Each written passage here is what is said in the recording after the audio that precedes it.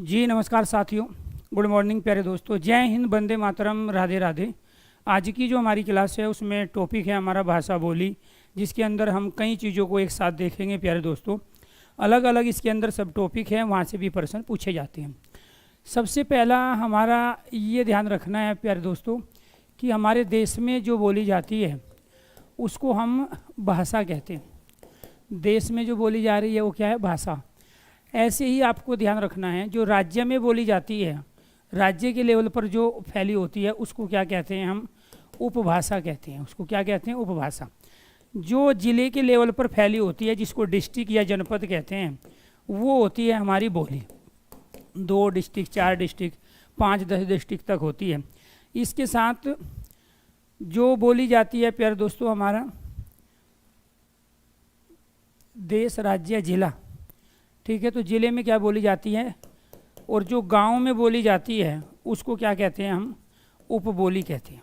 जो गांव लेवल पे 2, 4, 10 गांव में जो बोली जाती है वो क्या है? उपबोली। जैसे फॉर एग्जांपल अगर मैं यहाँ बात करूँ, भाषा जो है हमारी वो क्या है? हिंदी है। उपभाषा क्या है हमारी? 5 उपभाषाएँ होती है। उनमें से जैसे प्यारे दोस्तों एक हो गई हमारी पश्चिमी हिंदी। क्या हो गई? हम पश्चिमी हिंदी की बात करेंगे, 5 उपभाषाओं में से एक की। अब इस पश्चिमी हिंदी के अंतर्गत हमने एक बोली ले ली, और वो ले ली, यहाँ प्रमुख जो हमारी बोलियाँ हैं वो 17 से लेके 18 है। कुछ ऑप्शन में 17 देगा, कुछ में 18। तो प्रमुख बोली आपसे पूछेगा तो 17 से 18 है। अब इस पश्चिमी हिंदी के अंदर हमने प्यारे दोस्तों यहाँ पे ले ली हरियाणवी। क्या ले ली? हरियाणवी एक क्या है? हमारी बोली है। अब इस हरियाणवी के ही और जो रूप होते हैं जो गांव में बोले जाते हैं, ठीक है, तो ये अपने आप में जो उपबोली होती है हिंदी के अंदर 545 उपबोली का हम यहाँ पे प्रयोग कर रहे हैं। जैसे इसमें से एक हमने ले ली जाटू उपबोली, और दूसरी ले ली हमने बांगरू। जाटू और बांगरू। तो कुल मिला के ये है कि कोस कोस पे बदले पानी और 4 कोस पे वाणी। तो 4 कोस पे जो वाणी बदलती है उसका रीजन यही है कि उपबोली विकसित होकर बोली बन जाती है। ध्यान रखना है, उपबोली क्या होगी? विकसित होके बोली बन जाएगी, बोली विकसित होके उपभाषा, उपभाषा विकसित होके भाषा बनेगी। या फिर हम ये कहेंगे कि भाषा का जो क्षेत्रीय रूप है उपभाषा है, उपभाषा का क्षेत्रीय रूप बोली, और बोली का क्षेत्रीय रूप क्या होता है? उपबोली होता है। अब दूसरा जो मुद्दा है वो मुद्दा है दूसरे क्वेश्चन का, और वो है प्यारे दोस्तों हमारा यहाँ, ठीक है, भाषा परिवार से संबंधित। क्या है? भाषा परिवार। तो ये जो हम प्रयोग कर रहे हैं भाषाओं का, 2 भाषा परिवार हमारे यहाँ प्रमुख रूप से प्रयोग में लाए जा रहे हैं, ठीक है। इनमें से एक है हमारा भाररोपीय भाषा परिवार। कौन सा है? भाररोपीय भाषा परिवार। तो भारत और यूरोप के अंदर जो भाषाएं बोली जाती है वो भाषाएं सारी इसी के अंतर्गत आती है। तो भाररोपीय भाषा परिवार में एक तो हमारी हिंदी भाषा है, एक संस्कृत भाषा है, ये भाररोपीय परिवार की है, एक नेपाली है, ये भाररोपीय परिवार की भाषा है, और अंग्रेजी है। ये सारी की सारी क्या है? हमारी भाररोपीय भाषा परिवार की। दूसरा जो भाषा परिवार है हमारा वो है द्रविड़ या द्राविड़ भाषा परिवार। वो आपको देगा कि कौन सी भाषा किस भाषा परिवार से संबंधित है। द्रविड़ या द्राविड़ भाषा परिवार। तो इसके अंतर्गत जो हम भाषा प्रयोग करते हैं दोस्तों, इसके अंदर भाषा है हमारी, एक है तमिल है। क्या है? वो पूछेगा आपसे तमिल किसके अंदर आती है, ठीक है। तमिल तेलुगु, कन्नड़ और मलयालम। ये मलयालम ये कहाँ बोली जाती है? तमिल जो बोली जाती है दोस्तों वो कहाँ है? वो तमिलनाडु में बोली जाती है। तमिल कहाँ बोली जाती है? तमिलनाडु में जो बोली जाती है। दक्षिण भारत के राज्य हैं, ये कहाँ बोली जाती है? आंध्र प्रदेश के अंदर। कहाँ बोली जाती है? आंध्र प्रदेश। कर्नाटक कहाँ बोली जाती है? कन्नड़ कहाँ बोली जाती है? कर्नाटक के अंतर्गत। क्या है? कर्नाटक। और ये मलयालम कहाँ बोली जाती है? ये केरल अर्थात केरला के अंतर्गत। तो ये तमाम वे राज्य हैं साउथ इंडिया के अर्थात दक्षिण भारत के, जिसमें द्रविड़ परिवार की भाषाओं का हम प्रयोग करते हैं। भाररोपीय भाषा परिवार में हिंदी, संस्कृत, नेपाली, अंग्रेजी, ये तमाम जो भारत और यूरोप के अंदर बोली जाती है वो क्या कहलाती है? भाररोपीय भाषा परिवार। तो भारत में 2 भाषा परिवारों की भाषाएं पाई जाती है। एक प्रश्न तो ये हुआ। इसके बाद दूसरा आता है भारतीय आर्य भाषा का। तो जैसे प्रश्न बनता है सेक्शन से वो आपके सामने रख रहा हूँ। तो ये क्या है, भारतीय आर्य भाषा। तो भारतीय आर्य जो भाषा होती है प्यारे दोस्तों, वो होती है 3। इन 3 भारतीय आर्य भाषाओं में एक होता है हमारा प्राचीन भारतीय आर्य भाषा। क्या है, प्राचीन भारतीय आर्य भाषा होती है। एक होती है दोस्तों हमारी मध्यकालीन भारतीय आर्य भाषा। क्या है, मध्यकालीन प्राचीन भारतीय आर्य भाषा। दूसरा मध्यकालीन भारतीय आर्य भाषा, मध्यकालीन भारतीय आर्य भाषा। मैडम ने भी कल एक टॉपिक कराया था आपको यही भाषा बोली का। उन्होंने जो है इससे अलग जो चीज़ थी वो बताई थी, वो भी ज़रूरी है कि ज़िले में कौन सी बोली बोली जाती है। और एक होता है हमारा आधुनिक भारतीय आर्य भाषा, आधुनिक भारतीय आर्य भाषा। इससे 2 क्वेश्चन बनते हैं कि इनके अंदर कौन कौन सी भाषा आती है, इनका समय क्या है। प्राचीन भारतीय आर्य भाषा का जो समय है दोस्तों, वो 1500 ईसा पूर्व से लेके 500 ईसा पूर्व तक का जो समय है वो है प्राचीन भारतीय आर्य भाषा का। और यहाँ पर इसका 500 ईसा पूर्व से प्यारे दोस्तों ये है 1000 ईस्वी। 500 ईसा पूर्व से लेके 1000 ईस्वी तक का समय। और आधुनिक भारतीय भाषा का जो समय है वो 1000 ईस्वी से लेके वो है आज तक, यानी कि वर्तमान आज तक। ये तो था आपका समय। अब मुद्दा ये है कि इसके अंदर भाषा कौन सी आती है। प्राचीन भारत के अंतर्गत एक तो आती है वैदिक संस्कृत। क्या आती है, वैदिक संस्कृत, जो मंत्रों में प्रयोग होती है। कहाँ प्रयोग होती है, मंत्र में। दूसरी आती है हमारी वैदिक लौकिक संस्कृत। क्या आती है दूसरी, लौकिक संस्कृत, जो श्लोक में प्रयोग होती है। तो ये वेद जो लिखे गए वो वैदिक संस्कृत में लिखे गए। और लौकिक संस्कृत क्या है, श्लोक में। रामायण और महाभारत जो है वो श्लोक में लिखे गए, अर्थात रामायण महाभारत में लौकिक संस्कृत का प्रयोग हम करते हैं। मध्यकालीन में जो आती है आपकी, एक पाली भाषा है, एक प्राकृत भाषा है, एक अपभ्रंश भाषा है और एक अवहट। ये इनका जो समय था वो 500 ईसा पूर्व से लेके प्यारे दोस्तों यहाँ पे 1000 ईस्वी तक का समय था। आधुनिक भारतीय आर्य भाषा के अंदर एक प्राचीन हिंदी आती है। क्या आती है, प्राचीन हिंदी। और दूसरी आती है आधुनिक हिंदी। तो प्राचीन हिंदी जो है अरबी, उर्दू, फारसी मिश्रित हिंदी है। और आधुनिक हिंदी जो है वो संस्कृतनिष्ठ शब्द का प्रयोग कर रहे हैं। तो फिलहाल हम ये आधुनिक हिंदी का प्रयोग करें। प्राचीन हिंदी कौन सी है, जिसमें अरबी फारसी शब्दों का प्रयोग होता है। आधुनिक हिंदी कौन सी है, जिसमें संस्कृत के शब्दों का प्रयोग होता है, तत्सम शब्दों का। तो ये भी प्रश्न बनेगा आपका भारतीय आर्य भाषाओं से। किससे प्रश्न बनेगा, भारतीय आर्य भाषाओं से प्रश्न बनेगा। इसके बाद जो प्रश्न पूछा जाएगा वो पूछेगा आपसे यहाँ अपभ्रंश के रूप। क्या है, एक तो है हमारे अपभ्रंश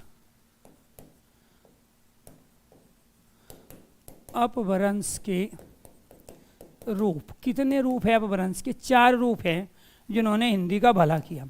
इनमें से एक रूप है अपभ्रंश का हमारा सौर सैनी अपभ्रंश। कौन सा है, सौर सैनी। दूसरा रूप है, आपको ध्यान रखना है, लिख ही देता हूँ मैं, सौर सैनी अपभ्रंश। दूसरा रूप है हमारा अर्धमागधी। कौन सा है, अर्धमागधी अपभ्रंश। तीसरा जो रूप है वो है मागधी अपभ्रंश। क्या है, मागधी अपभ्रंश। और चौथा जो रूप है वो है नागर और पेशाची अपभ्रंश।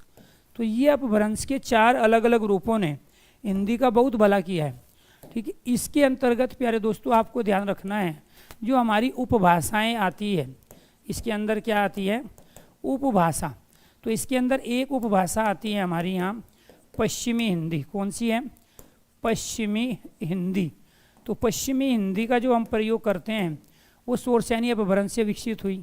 इससे जो विकसित हुई दूसरी, उसको कहते हैं हम पूर्वी हिंदी। उसको क्या कहेंगे हम, पूर्वी हिंदी। तो पूर्वी हिंदी का विकास अर्धमागधी से हुआ। इसके बाद प्यारे दोस्तों बिहारी हिंदी। क्या है, बिहारी हिंदी। तो बिहारी हिंदी का जो विकास है वो मागधी अपभ्रंश से हुआ। और 4th एक होता है हमारा राजस्थानी हिंदी। कौन सी हिंदी, राजस्थानी हिंदी। कुछ लोग शोरसैनी अपभ्रंश से इसका विकास मानते हैं और कुछ का कहना है कि नागर और पेशाची के शब्द इसमें मिलते हैं। और एक होता है हमारा पहाड़ी हिंदी। तो ये क्या है हमारी, ये 5 उपभाषाएं हैं। ये क्या है हमारी, ये 5 हमारी उपभाषाएं हैं। तो ये आपको ध्यान रखना है, ये हमारी क्या हो गई, 5 उपभाषा।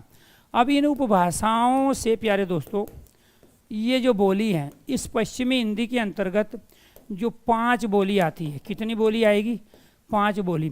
पूर्वी हिंदी के अंतर्गत कितनी बोली आती है, 3 बोली आती है। ये पूछे जाएगा किसी न किसी रूप में। इसके अंदर भी कितनी बोली आती है, 3 बोली आती है। राजस्थान के अंदर कितनी बोली आती है, 4 बोली आती है। इसके बाद में पहाड़ी हिंदी के अंदर कितनी बोली आती है, 2 बोली आती है। और वे बोली कौन कौन सी है उनको देखो। अब इसके अंदर 5 जो आई, 1 2 3 4 और 1 5, एक आती है इसके अंदर खड़ी बोली। क्या है इसके अंदर, खड़ी बोली। एक है इसके अंदर ब्रज भाषा। क्या है, ब्रज भाषा। इसके बाद में कन्नौजी, कौन सी, कन्नौजी। 4th क्या है यहाँ पे, बुंदेली। और 5th क्या है यहाँ, हरियाणवी। क्या है, हरियाणवी। अलग अलग समय पर अलग अलग व्यक्तियों ने इसके अंदर एक भाषा और मानी है, छठी, वो है दक्षिणी हिंदी। मूल 5 ही होती है पश्चिमी हिंदी की, लेकिन छठी भी एक दक्षिण हिंदी मानी जाती है। अब यहाँ से प्यारे दोस्तों जो पूछा जाएगा आपसे, पूर्वी हिंदी एक होती है। पूर्वी हिंदी के अंदर आपकी अवधी बोली। दूसरा है प्यारे दोस्तों आपका बघेली बोली। और तीसरा क्या है आपका, जो पूरे छत्तीसगढ़ में बोली जाती है, वो क्या कहलाए, छत्तीसगढ़ी। ऐसे ही इसकी 3 बोलियों में जो आएंगे, इसकी 3 बोलियों में एक तो होता है हमारा भोजपुरी, ये भोजपुरी है। एक है प्यारे दोस्तों आपका मगही, मगही। और एक है इसका आपका मैथिली। एक क्या है इसका, मैथिली जो है, ये जो बोली जाती है ये बिहार के अंतर्गत है। तीनों की तीनों, भोजपुरी यूपी और बिहार दोनों में। इसके अंतर्गत जो 4 आई है, इसमें प्यारे दोस्तों एक तो है आपकी मारवाड़ी राजस्थानी हिंदी के अंदर, एक है आपकी जयपुरी जिसको ढूंढानी भी कहते हैं, एक है आपकी मेवाती, और एक 4th है आपकी मालवी। तो बोली दे के आपको पूछ लेगा उपभाषा, उपभाषा दे के बोली, या फिर अपभ्रंश के 4 रूप आपसे दे देगा। इसके अंदर जो है एक आपकी प्यारे दोस्तों है कुमायूनी। इसके अंदर क्या है, एक है आपकी कुमायूनी जो है ये बोली जाती है, और दूसरी है आपकी गढ़वाली। दूसरी क्या है आपकी, गढ़वाली। तो यहाँ पे आपको बोली दे के उपभाषा, उपभाषा दे के बोली, शोरसैनी दे के उपभाषा, उपभाषा दे के शोरसैनी वाला रूप पूछा जाएगा। तो ये किसी न किसी रूप में ये आएगा जरूर। तो यहाँ आपको ध्यान रखना है। अब हरियाणा के अंदर जो उपबोली आई वो क्या थी, वो जाटू थी और बांगरू थी, जो गांव देहात में फैली थी। जाटों के द्वारा बोली जाने के कारण जाटू कहलाई, बांगड़ क्षेत्र में बोली जाने के कारण ये क्या कहलाई, ये बांगरू कहलाई। ठीक है, तो ये थी आपकी उपबोली। तो ये क्वेश्चंस ये पूछे जाते हैं। इसके बाद आपको ध्यान रखना है, फिर यहाँ से जो प्रश्न बनेगा वो बनेगा लिपि का। लिपि क्या है, लिपि है लिखने का ढंग। क्या है, लिखने का जो ढंग होता है उसको क्या कहते हैं, हम लिपि कहते हैं। इसमें एक आती है प्यारे दोस्तों ब्राह्मी लिपि। ये सबसे प्राचीन लिपि है ब्राह्मी लिपि। देवनागरी लिपि की जननी है। देवनागरी की ये जननी कहलाती है। ये आपको ध्यान रखना है। क्या खासियत है, बाएं से दाईं ओर लिखी जाती है। बाएं से दाईं ओर, बाएं से दाईं ओर लिखी जाती है। तो ये इसकी खासियत है, बाएं से दाईं ओर लिखी जाती है। इसके बाद में एक लिपि है हमारी देवनागरी लिपि। कौन सी लिपि है, देवनागरी। इसकी क्या खासियत है, ये संस्कृत भाषा की, संस्कृत की, इसके साथ साथ प्यारे दोस्तों यहाँ हिंदी की, संस्कृत हिंदी नेपाली, संस्कृत हिंदी नेपाली की ये भाषाओं की ये लिपि है। दूसरा क्या है, ये भी बाएं से दाईं ओर लिखी जाती है। बाएं से दाईं ओर, ये भी क्या है, बाएं से दाईं ओर। बाएं से दाईं ओर का मतलब क्या है, लेफ्ट टू राइट चलती है। क्या चलती है, लेफ्ट टू राइट। ठीक है, ऐसे ही एक होती है हमारी खरोष्टी लिपि। खरोष्टी लिपि की क्या खासियत है, जो शिलालेख लिखे गए अशोक के समय में, अशोक के शिलालेख किस में लिखे गए, शिला कहते हैं पत्थर को, अशोक के शिलालेख इसमें लिखे गए। दूसरा आपको ध्यान रखना है, ये दाईं से बाईं ओर लिखी जाने वाली पहली लिपि है। दाईं से बाईं ओर, दाईं से बाईं ओर, इसका मतलब क्या हुआ, ये राइट टू लेफ्ट चलती है, राइट टू लेफ्ट चलती है। ऐसे ही एक होती है प्यारे दोस्तों हमारी अरमाई की लिपि, अरमाई की लिपि। तो अरमाई की लिपि क्या है, अरमाई की लिपि भी राइट टू लेफ्ट, क्या है, राइट टू लेफ्ट लिखी जाती है, ये आपको ध्यान रखना है, दाएं से बाईं ओर। इसके बाद में ये अरबी फ़ारसी की, अरबी फ़ारसी की जननी है, अरबी फ़ारसी की ये जननी है। तीसरा आपको ये ध्यान रखना है, ये अरब कंट्री में प्रयोग होती है, अरब देशों में प्रचलित है, अरब देशों में प्रचलित लिपि का नाम क्या है, हमारा अरमाई की लिपि है। इसके बाद प्यारे दोस्तों यहाँ एक लिपि है हमारी रोमन लिपि। कौन सी लिपि है, रोमन लिपि है। इसकी खासियत क्या है रोमन लिपि की, ये लेफ़्ट टू राइट लिखी जाती है। दूसरा आपको ध्यान रखना है अंग्रेजी भाषा की लिपि है, जर्मनी की भी यही लिपि है, स्पेनिश की भी यही लिपि है, स्पेनिश की भी यही लिपि है, ठीक है, अंग्रेजी, स्पेनिश, जर्मनी, ठीक है, ये सारी की सारी क्या है, फ्रेंच की भी यही लिपि है, ठीक है, फ्रेंच भी इसी में लिखी जाती है। इसी के ही आधुनिक रूप है ग्रीक और लैटिन, ग्रीक व लैटिन की जननी है, ग्रीक व लैटिन की जननी जो है प्यारे दोस्तों ये मानी जाती है, ये आपको ध्यान रखना है। ग्रीक और लैटिन की जननी कौन सी है, रोमन लिपि। एक होता है ब्रेल लिपि, क्या है, ब्रेल लिपि, ये अंधों के लिए प्रयुक्त होने वाली लिपि है। लुइस ब्रेल ने इसका आविष्कार किया है। किसने किया है, लुइस ब्रेल ने अपने नाम से, लुइस ब्रेल के द्वारा विकसित, लुइस ब्रेल के द्वारा क्या है, विकसित लिपि है। दूसरा क्या है, अंधों की लिपि है, अंधों के लिए प्रयुक्त लिपि है, प्रयुक्त लिपि है, छूकर इससे पहचाना जाता है, प्रयुक्त लिपि। अंधों के लिए प्रयुक्त लिपि कौन सी होती है, आपकी ब्रेल लिपि होती है। इसके बाद में फिर आपसे क्वेश्चन पूछा जाएगा कि ये जो बिहारी हिंदी है हमारी, कौन सी हिंदी, बिहारी हिंदी, इसी बिहारी हिंदी से प्यारे दोस्तों हमारी तीन चीज़ें और आई। एक तो आई इससे प्यारे दोस्तों बिहारी हिंदी से हमारी उड़िया, क्या आई, बंगाली, बंगाली इसी से विकसित हुई। दूसरी उड़िया इसी से विकसित हुई, उड़िया जो है इसी से विकसित हुई।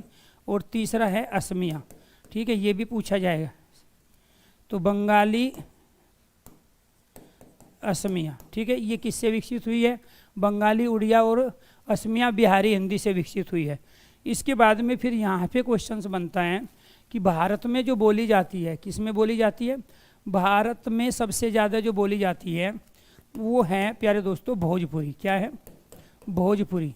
तो भारत व विश्व में बोली जाने वाली बोली, भारत व विश्व में, भारत व विश्व में बोली जाने वाली सबसे अधिक, ठीक है, जनसंख्या क्षेत्रफल की दृष्टि से वो क्या है, भोजपुरी है। तो यानी कि भोजपुरी जो है आपको ये ध्यान रखना है, भारत और विश्व में सबसे ज़्यादा बोली जाने वाली क्या है, हमारी बोली है, ये आपको ध्यान रखना है। जब भाषा की दृष्टि में कहे तो सबसे ज़्यादा चीनी का नंबर है पहला, इसके बाद में प्यारे दोस्तों यहाँ हिंदी का नंबर है दूसरा, ये आपको ध्यान रखना है। तो भारत की दृष्टि में जब हम बात करेंगे सबसे ज़्यादा यहाँ हिंदी बोली जाती है भारत में। इसके बाद प्यारे दोस्तों यहाँ बंगाली बोली जाती है, बंगाली के बाद में यहाँ पे तमिल बोली जाती है, ठीक है, तमिल के बाद में यहाँ आपको ध्यान रखना है महाराष्ट्री, ठीक है, इसके बाद में यहाँ तेलुगु, कन्नड़, ये सब भाषाओं की बारी आती है। तो पहला हिंदी, बंगाली, ये आपको ध्यान रखना है, तमिल, मराठी और तेलुगु, ये हमारा सीक्वेंस है भारत के परिप्रेक्ष्य में। तो भोजपुरी कहाँ बोली जाती है, भारत विश्व में सबसे ज़्यादा है। चीनी का नंबर पहला है विश्व में, हिंदी का नंबर क्या है दूसरा, वो हिंदी का पूछेगा। और भारत में क्या है, हिंदी का नंबर क्या है, पहला है, ये आपको ध्यान रखना है। इसके बाद बात करते हैं हिंदी का उद्भव और विकास। हिंदी के उद्भव और विकास में सबसे पहले जो भाषा थी वो संस्कृत थी। संस्कृत के बाद में कुछ समय के बाद पाली में बदली, पाली जो है कुछ समय के बाद प्राकृत में बदली, प्राकृत कुछ समय के बाद में जो है अपभ्रंश में कन्वर्ट हुई, अपभ्रंश कुछ समय के बाद में अवहट में कन्वर्ट हुई। किस में कन्वर्ट हुई, अवहट में। अवहट कुछ समय के बाद में प्राचीन हिंदी में कन्वर्ट हुई। किस में हुई, प्राचीन हिंदी, और प्राचीन हिंदी जो है आधुनिक हिंदी में कन्वर्ट हुई, जिसका आज के समय हम प्रयोग कर रहे हैं। और ये आधुनिक हिंदी किस में बदल जाएगी? जब आप बूढ़े होंगे, आपके बच्चे जवान होंगे, तो वो बोल रहे होंगे इंग्लिश। ये आपको ध्यान रखना है। तो ये क्या है? ये उद्भव और विकास है। ये क्या है? भाषाओं का उद्भव और विकास, किस तरीके से भाषा अपने आप को रूप को परिवर्तित करती हुई आगे बढ़ी। तो ये आपको ध्यान रखना है। संस्कृत के अंदर वैदिक और लौकिक संस्कृत है, मंत्रों वाली, श्लोक वाली। पाली बौद्ध धर्म की भाषा है, त्रिपिटक लिखा गया। प्राकृत जैन धर्म की भाषा है, ये संप्रदायों की भाषा है, शैव संप्रदाय, वैष्णव संप्रदाय, ये मठ मठांतरों की भाषा है। प्राचीन भाषा जो प्राचीन हिंदी है वो अरबी फारसी मिश्रित है। और आधुनिक हिंदी जो है वो संस्कृत अनिष्ट वाली है, और जिसमें हम अंग्रेजी के शब्दों का प्रयोग करने लगेंगे, ठीक है, संस्कृत के शब्दों के स्थान पे वो हिंदी कहलाती है हमारी इंग्लिश। आज के लिए इतना ही। सभी दोस्तों को नमस्कार, धन्यवाद। ये टॉपिक हो गया कंप्लीट। बाकी मिलेंगे आपको 11 बजे।